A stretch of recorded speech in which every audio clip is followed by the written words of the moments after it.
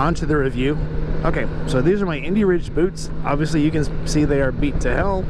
They got a nice little shift pattern wedged in onto them.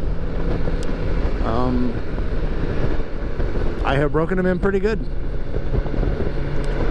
I have been very happy with these boots, obviously, because I'm still wearing them. Tried them out, gave my review back to the company, to Indie Ridge, and I actually had thought at the beginning that once I did the review I would probably go back to wearing just my other boots. But these have actually gotten so comfortable once I broke them in that this is what I want to wear every day. I wear it to the store, I wear it when I go out to eat, I wear them on the bike. Since they don't have a very high shaft on them, I probably would not wear them if it was going to rain. But as far as last night on the way home in pickup rain, they're sealed up. They're very thick leather. It did take them about a week to break in, and at first I thought there's no way I can wear these boots, man. They are just way too stiff. They're way too tight. But and it's because the leather is thick. Now granted, once they got a little foot sweat in them, got a little environmental moisture on them, they broke right in. In the beginning the toe was kind of high. I was having a hard time getting my toe under the shifter. But as they broke in, like, you know, if you've ever seen an old pair of leather shoes or an old pair of leather boots, you know, the toe is only high until you break it in, and then it's like a pancake. But these I'm pretty happy with. I do not tie them like the manufacturer suggests. That's because, you know, I retired from the military and I have a certain way I tie my boots, and that's how I am comfortable tying them. Very comfortable inside. Until the smoothness wore off of the bottom of the rubber on the soles, they were a little slick on concrete and wet surfaces. Now that I've roughed them up a bit, I don't notice it. I left my wallet at work last night. I work in a very environmental place. It's wet, it's cold, and then it's hot, and then it's steamy. So I don't wear my wallet at work. I leave it in my desk drawer.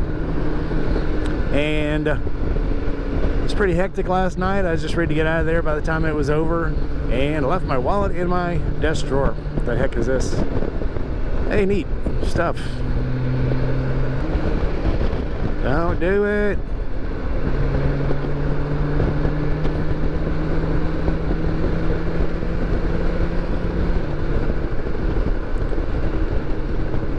She must have gotten my mental telepathy there. We're almost there, so I will revive this conversation when we get ready to put some oil on the boots. This is something you need to do if you have leather boots. Doesn't matter if they're boots like this one, boots like that one. If you want boots to last, you have to take care of them. Whether that means putting toe protectors on them like these, or just making sure that they stay well oiled. I'm having little glove problems. Hold on here. Alright, good enough. Alright, so take a look at these. I've already taken the shoelaces out. I wear these boots, and I wear the hell out of them. So I've got scuffs on them, I've got dings on them, they're dirty. Take the laces out, clean out all the dirt, pollen, road grime, whatever. These are really good boots for this reason here. This is leather. This is going to keep you dry. If this tongue, and this doesn't matter what kind of boots it is, if this tongue is not joined by another piece of leather, something waterproof, to the rest of this boot, you're going to get water straight through here. You're going to get muck straight through there. So what I'm going to do, these obviously got my little rubber gloves on here, and I do this where I don't have to be very careful. Just slather it on. Now I have not shined these boots up. I got put a little layer of mink oil on them when I first got them, just to soften them up a little bit, and then I wear the crap out of them. So this is the first full oiling of these boots. So you want to get it in the cracks, get it in the seams, anywhere where it's pale like this. That's where the leather is being rubbed. Get in those seams, get a good little layer in there, get in all the cracks, all the crevices, and leave it on, you know, not stupid thick, but put it on and leave it, let it sit. Now anyone who's ever worn leather boots before, everyone has a particular wear point. Mine is in the very end of the toe, across the tongue, and on the heel. On the side of the boot, you can also tell I'm developing a shift pattern there. So all these places of wear, you want to get a good little bit of extra oil in there. Not only does the oil condition the boot, soften them up, make them last longer, but when you do get kicks and dings on it, if the leather is as hard as a turtle shell, when you kick something, the boot's going to try to kick back. It doesn't give. And just like the willow tree in a hurricane, if you bend a little bit, you don't break as many branches. So you want the leather nice and soft. The boots I currently have on are about 2 years old. And I'm in a very industrial environment. I walk a lot. I kick a lot of things. Obviously, toe protectors. And about every couple of months, I'll oil them up. Now, if something happens where I actually have to wash the boots out, like I get them full of syrup, or they take an unruly bath of some sort, then I will, after I get them totally dry again, I'll put another coat on them. There's nothing wrong with washing boots, getting them wet, rinsing them out, but you want to get more conditioning on them. You do not want them to run without some kind of oil on them, something to keep them from, I mean, they're organic.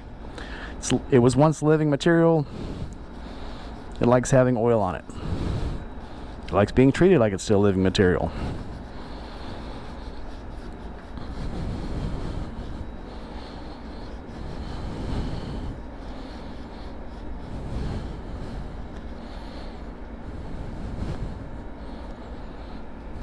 You want to pay particular attention by where all these seams are, where it meets with the rubber. Make sure there's a good coat there. I don't mind those dark streaks. Looks like it gives it character. Rub it real good with it into the seams there. And again, I'm harsher on the toes and the heels than anything, so I'm going to put a extra little layer in there.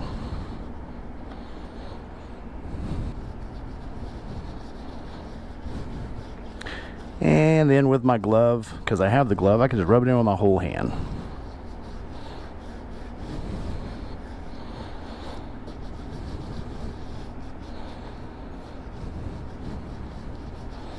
Later you can go back.